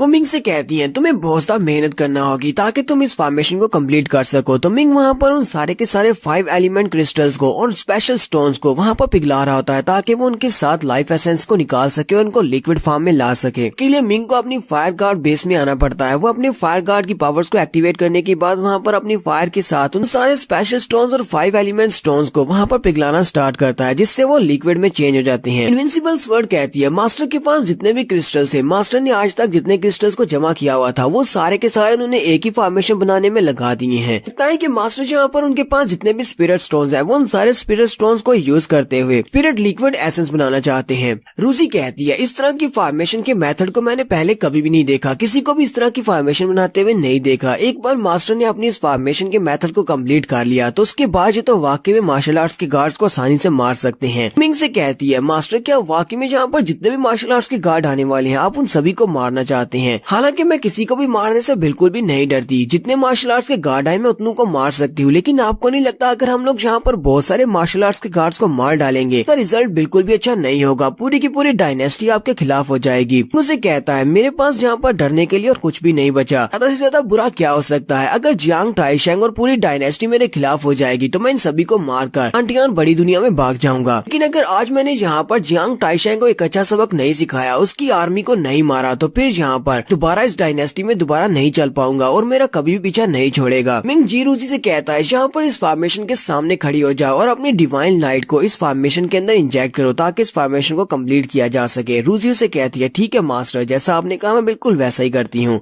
मिंग थोड़ी देर के बाद अपनी एनाइलेशन गार्ड किलिंग फॉर्मेशन को कंप्लीट कर लेता है। यहाँ पर बिल्कुल वैसे ही लेजर बीम्स की तरह बहुत सारी अरे फॉर्मेशंस होती हैं। मिंग कहता है तो मैंने अपनी बड़ी सी गार्ड किलिंग फॉर्मेशन को कंप्लीट कर लिया है, मुझे बस कुछ छोटी फॉर्मेशंस को सेटअप करना होगा जिससे मैं इस बड़ी सी फॉर्मेशन को यहाँ पर छुपा सकूं। उसके बाद हमें यहाँ पर इंतजार करना है कब यहाँ पर जियांग टाइशेंग अपनी आर्मी को लेकर आए और मेरे हाथों से मरेगा। मिंग कहता है उम्मीद करता हूँ कि जियांग टाइशेंग अपने साथ बहुत सारे मार्शल आर्ट्स के गार्ड्स को लेकर आए, वरना मैंने यहाँ पर बहुत सारे रिसोर्सेज को वेस्ट कर दिया है। मैं यहाँ पर बहुत सारे मार्शल आर्ट्स के गार्ड्स को नहीं मार सका तो मेरा बहुत बड़ा नुकसान हो जाएगा। यहीं पर से नेक्स्ट सीन हमें सुजाकू डायनेस्टी के जियांग टाइशेंग के रूम का दिखाया जाता है। वो अपने मेंशन के अंदर काफी सारे मार्शल आर्ट्स के गार्ड्स को इकट्ठा करता है। उन सभी से कहता है क्या तुम सभी लोगों ने अपनी तैयारी मुकम्मल कर ली है? हमारा दुश्मन बहुत ज्यादा होशियार है, लास्ट टाइम उसने हमारे साथ 3 मार्शल आर्ट्स के गार्ड्स को मार डाला था, उसके पास कुछ ऐसे तरीके हैं जिनसे वो मार्शल आर्ट्स के गार्ड्स को मार सकता है। इस वजह से लास्ट टाइम हमें बहुत ही बड़ा नुकसान हुआ था। जियांग टाइशेंग के साथ उसका जो बड़ा मार्शल आर्ट्स का गार्ड होता है वो बाकी सभी से कहता है अंटियान की बड़ी दुनिया में उस वक्त मैं भी वहीं पर था, मैंने अपनी आंखों से मिंग को वहाँ पर हमारे मार्शल आर्ट्स के गार्ड्स को मारते हुए देखा है। इसलिए जियांग टाइशेंग यहाँ पर तुमसे गलत नहीं कह रहा, तुम्हें इसकी बात को ध्यान से सुनना होगा। एक बार जब तुम्हारा सामना यिमिंग के साथ होगा तुम सभी को बहुत ज्यादा एहतियात करना होगी क्योंकि वो कुछ भी कर सकता है, वो कहीं से भी तुम्हारे पर अटैक कर सकता है। हमें वहाँ पर जाते ही सबसे पहले प्लान बनाना होगा। हम 8 मार्शल आर्ट्स के गार्ड अपनी पावर्स को यूज करते हुए सबसे पहले टाइम एंड स्पेस को वहाँ पर स्टिल कर देंगे ताकि वो वहाँ पर हरकत न कर सके, ना तो उसे वहाँ पर फाइट बैक करने का मौका देंगे और ना ही उसे वहाँ से भागने का मौका देंगे। वहाँ पर एक मार्शल आर्ट्स का गार्ड होता है, वो प्रिंस से कहता है प्रिंस टाइशेंग मुझे लगता है कि आप इस बात को कुछ ज्यादा ही बढ़ावा दे रहे हैं, वो तो सिर्फ एक मार्शल आर्ट्स का गुरु है, एक छोटा सा लड़का है,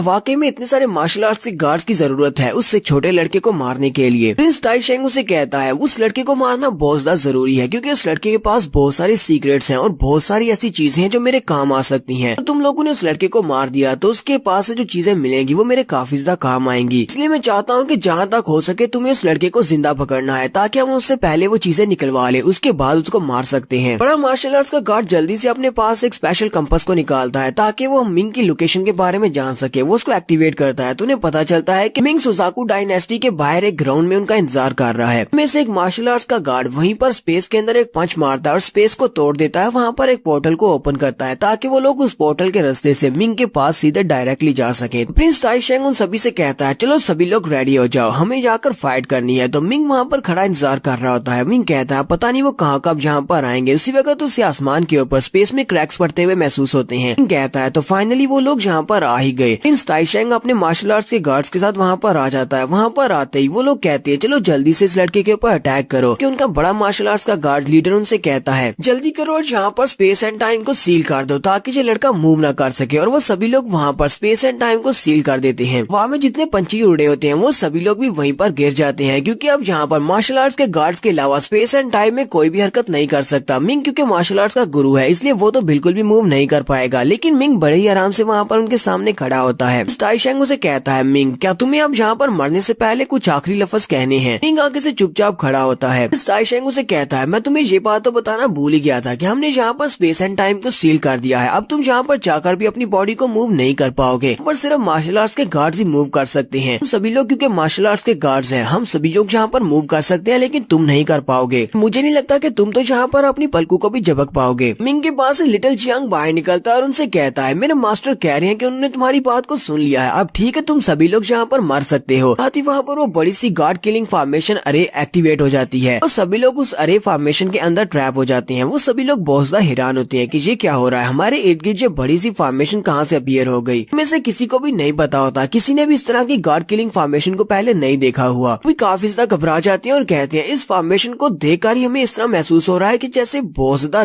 टेरिफाइंग है। मार्शल आर्ट्स के गार्ड्स कहते हैं, ऐसा कैसे हो सकता है, ये लड़का बहुत ज्यादा यंग है, लेकिन ये इतनी बड़ी फॉर्मेशन को अचीव कैसे कर सकता है। प्रिंस टाइशेंग भी कहता है कि तुम तो बहुत ज्यादा कर्जियस हो। साथ ही वो सोच रहा होता है, मुझे पता था कि इसकी फॉर्मेशंस बनाने की मास्टरी काफी ज्यादा अच्छी है, लेकिन ये इस तरह की एक बहुत बड़ी फॉर्मेशन बना लेगा, इसके बारे में मैं तो बिल्कुल भी नहीं सोचा था। मार्शल आर्ट्स के गार्ड्स का लीडर जल्दी से आगे बढ़ता है। वो मिंग से कहता है, पहले मैं जहाँ पर तुम्हें मारूंगा, उसके बाद इस फॉर्मेशन को तोड़ने का कोई तोड़ निकालेंगे। वो जबरदस्त पंच मारता है। जैसे ही वो मिंग को पंच मारता है तो उसे पता चलता है कि ये तो सिर्फ एक फैंटम है, यानी कि वो सिर्फ मिंग का एक शैडो क्लोन होता है, रियल का मिंग वहाँ पर नहीं होता। इसी वक्त मिंग साइड पर फिर से अपीयर होता है, वो भी एक शैडो क्लोन होता है। मिंग उनसे कहता है, तुम सभी लोगों को क्या लगा था कि मैं यहाँ पर सिर्फ एक किलिंग फॉर्मेशन अरे एक्टिवेट करूंगा और मैं यहाँ पर खुद तुम्हारे सामने खड़ा हो जाऊंगा कि तुम लोग मुझे मार डालो। यहाँ पर हजारों की तादाद में मैंने छोटी छोटी फॉर्मेशंस को सेटअप किया हुआ है, बहुत सारी छोटी फैंडम फॉर्मेशंस हैं, मरने से पहले तुम लोग मुझे यहाँ पर ढूंढ नहीं पाओगे। इस टाइशेंग चिल्लाकर मिंग से कहता, अगर तुमने यहाँ पर अपने आप को हमारे सामने शो नहीं करवाया तो फिर मैं तुम्हारे पेरेंट्स के साथ साथ तुम्हारे सारे दोस्तों को भी मार डालूंगा। मिंग उसे कहता है, तुम्हारी हिम्मत कैसे हुई मुझे यहाँ पर धमकाने की, तुम यहाँ पर अपने क्लोन को नहीं बेचते और ये तुम्हारी रियल बॉडी होती तो अब तक तो मैंने तुम्हें मार दिया होता, तुम्हारे क्लोन को मारने का क्या फायदा है। साथ ही वो उसे कहता है, मैं यहाँ पर तुम्हें एक बहुत ही अच्छा सबक सिखाऊंगा। मिंग अपनी एक्सोक्रिज्म स्वर्ड को एक्टिवेट करता है और स्वर्ड को एक्टिवेट करने के बाद वो स्वर्ड उड़ती हुई सीधी उसके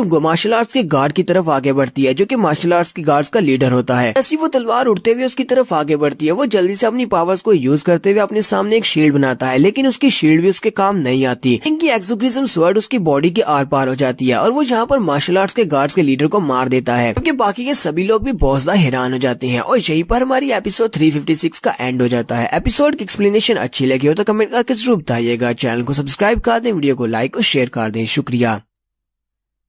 तो गाइस कैसे हैं आप सब लोग, रिवेंज सीकर के एपिसोड 357 के साथ हाजिर हूँ। आप में से काफी सारे लोग सोच रहे होंगे कि अब इसकी एपिसोड्स कम क्यों आती है, क्योंकि अब इसके चैप्टर सिर्फ हफ्ते में एक बार ही रिलीज होते हैं, इस वजह से हफ्ते के बाद सिर्फ एक ही एपिसोड आ पाती है। पिछले हफ्ते की लास्ट एपिसोड में हमने देखा था मिंग अपने लिए एक बड़ी सी अरे फॉर्मेशन बना लेता है, जो कि गार्ड किलिंग अरे फॉर्मेशन होती है, जिसके अंदर वो किसी भी मार्शल आर्ट्स के गार्ड को ट्रैप करके मार सकता है। क्योंकि प्रिंस टाइशेंग अपने मार्शल आर्ट्स के गार्ड्स की आर्मी को लेकर वहाँ पर हमारे मिंग को मारने के लिए आ रहा होता है। वहाँ पर अपने साथ काफी सारे मार्शल आर्ट्स के गार्ड्स को लेकर आता है। मिंग उस बड़ी सी अरे फॉर्मेशन को एक्टिवेट कर देता है। लास्ट सीन के ऊपर मिंग अपनी उस नई तलवार को यूज करते हुए का जो मार्शल आर्ट्स का गार्ड होता है, जो कि बाकी सभी से ज्यादा पावरफुल होता है, वो उसको मार देता है। इस एपिसोड की शुरुआत भी वहीं से होती है। तो मिंग की तलवार उसकी बॉडी के आर पार होती है और उसकी बॉडी के तो चिथड़े उड़ जाते हैं। वो मार्शल आर्ट्स का गार्ड मर जाता है, जबकि टाइशेंग इस बात से बहुत ज्यादा गुस्सा होता है, चिल्लाकर उसे कहता है, तुम घटिया कुत्ते कहेंगे, तुम्हें जरा भी अंदाजा है कि एक मार्शल आर्ट्स के गार्ड को रेस करने में कितना ज्यादा वक्त और कितने ज्यादा रिसोर्सेज खर्च होते हैं। यहाँ पर हमारे मार्शल आर्ट्स के गार्ड को मार दिया, जो कि बाकी सभी से बहुत ज्यादा स्ट्रॉन्ग था और ये वार में सबसे ज्यादा बेस्ट था। जबकि हमारा मिंग उसे कहता है, एक घटिया कुत्ते तो तुम हो, जबकि तुम्हें अच्छी तरह से पता है कि एक मार्शल आर्ट्स का गार्ड कितना ज्यादा इंपॉर्टेंट होता है और उसे रेस करना कितना मुश्किल होता है, तो फिर अपने साथ तुम इतने ज्यादा मार्शल आर्ट्स के गार्ड्स को मरने के लिए क्यों लेकर आए हो। तो मिंग यहाँ पर टाइशेंग को धमकी देते हुए कहता है, मेरे पेरेंट्स जिनको तुमने किडनैप किया हुआ है, जल्दी से मेरे पेरेंट्स को वापस कर दो, वरना मैं तुम्हारे बाकी के मार्शल आर्ट्स के गार्ड्स को भी मार डालूंगा। इस टाइशेंग उसे कहता है, तुमने इस बड़ी सी किलिंग फॉर्मेशन के साथ यहाँ पर वॉइड स्पेस को भी सील कर दिया है, जिसकी वजह से अब मैं यहाँ से वॉइस ट्रांसमिशन नहीं भेज सकता। मेरे पेरेंट्स इस वक्त ग्रेट वर्ल्ड ऑफ टाइया में हैं, मेरे लोगों के पास हैं। उसे कहता है, मैं तुम्हारे किसी भी जाल में नहीं फंसने वाला, मुझे बस ये बताओ कि मुझे वहाँ पर जिस बंदे के पास मेरे पेरेंट्स हैं उसके साथ कांटेक्ट कैसे करना है, मैं खुद ही उससे बात कर लूंगा, खुद उससे बात करने की भी जरूरत नहीं है। तुमने यहाँ पर मेरे साथ कोई भी ट्रिक खेलने की कोशिश की तो मैं ग्रेट वर्ल्ड ऑफ टाइया में जाऊंगा, जहाँ पर तुम्हारी रियल बॉडी है, मैं उसको भी जाकर डिस्ट्रॉय कर दूंगा। जबकि प्रिंस टाइशेंग सोच सोच रहा होता है मुझे ये सब कुछ बर्दाश्त करना पड़ेगा, मुझे इसको इसके पेरेंट्स के बारे में बताना पड़ेगा, वरना ये इस बड़ी सी किलिंग फॉर्मेशन की मदद से बाकी के मार्शल आर्ट्स के गार्ड्स को भी मार डालेगा। अगर फादर को इस बारे में पता चल गया कि मैंने इतने सारे मार्शल आर्ट्स के गार्ड्स को गंवा दिया है तो वो मुझे नहीं छोड़ेंगे। प्रिंस ताइशेंग अपने पास से एक ट्रांसमिशन मॉड्यूल निकालता है और उससे मिंग को दे देता है और उसे कहता है इसकी मदद से तुम ग्रेट वर्ल्ड ऑफ टाइगा में मेरे लोगों से बात कर सकते हो जिनके पास तुम्हारे पेरेंट्स को मैंने रखा हुआ है। वो उस बैच को हमारे मिंग की तरफ फेंक देता है तो मिंग उस ट्रांसमिशन बैच को अपने हाथ में पकड़ता है और बिमिंग से कहता है बिमिंग चलो जल्दी से मेरी बॉडी शेप को चेंज करो और मेरी आवाज को भी चेंज करना ताकि मैं प्रिंस ताइशेंग की तरह उन लोगों से बात कर सकूं। बिमिंग अपनी डिवाइन पावर्स को यूज करते हुए मिंग की बॉडी शेप और उसकी आवाज को अंदर से चेंज कर देती है। वो जब दूसरे लोगों से बात करे तो उन्हें लगे कि प्रिंस ताइशेंग उनसे बात कर रहा है। मिंग उस बैच को यूज करते हुए दूसरी तरफ मैसेज देता है। वो उनसे कहता है जी मिंग के पेरेंट्स को जल्दी से जल्दी लेकर यहाँ पर टियानजान लैंड में चले आओ।